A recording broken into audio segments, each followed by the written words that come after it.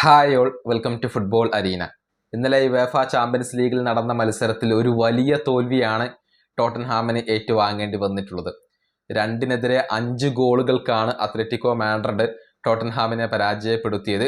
ഈ തോൽവി ടോട്ടൻഹാം തന്നെ വരുത്തിവെച്ചതാണ് എന്ന് പറയേണ്ടി വരും. മത്സരത്തിന്റെ ആദ്യ 15 മിനിറ്റിനുള്ളിൽ തന്നെ 3 ഗോളുകൾ ടോട്ടൻഹാമിന് വഴങ്ങേണ്ടി വന്നിരുന്നു. ആ 3 ഗോളുകളും അവരുടെ മിസ്റ്റേക്ക് ആയിരുന്നു.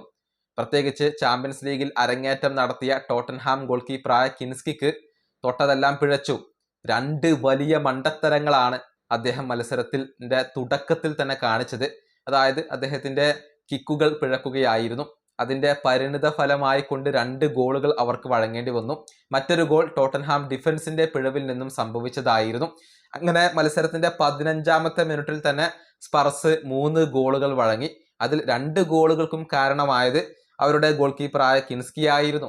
ഇതോടുകൂടി ടോട്ടൻഹാമിന്റെ പരിശീലകനായ ഇഗോർ ടുഡോർ മത്സരത്തിന്റെ 15-ാമത്തെ മിനിറ്റിൽ തന്നെ ഈ ഗോൾ കീപ്പറെ പിൻവലിച്ചു എന്നുള്ളതാണ്.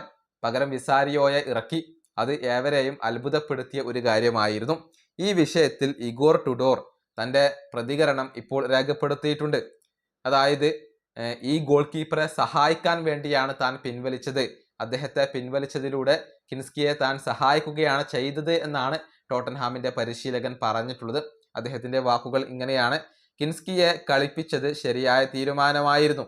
അദ്ദേഹം വളരെയധികം ടാലന്റഡ് ആയിട്ടുള്ള ഗോൾ കീപ്പറാണ്. പക്ഷെ സംഭവിക്കാൻ പാടില്ലാത്തത് സംഭവിച്ചു. ഇങ്ങനെയൊന്ന് എൻ്റെ 15 വർഷത്തിനിടയിൽ ഞാൻ കണ്ടിട്ടില്ല.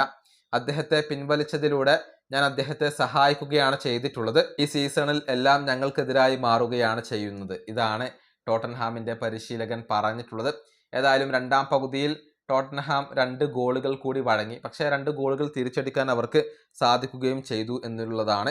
എന്നിരുന്നാലും 2-നെതിരെ 5 ഗോളുകൾക്ക് ഈ മത്സരത്തിൽ അവർ പരാജയപ്പെട്ടു കഴിഞ്ഞു. ഇനിയിപ്പോൾ രണ്ടാം പാദത്തിൽ ശക്തമായ ഒരു തിരിച്ചുവരവ് നടത്തിയാൽ മാത്രമാണ് അവർക്ക് മുന്നോട്ട് പോകാൻ സാധിക്കുക. ഈ വീഡിയോ അവസാനിപ്പിക്കുന്നു. അടുത്തൊരു വീഡിയോ കാണാം.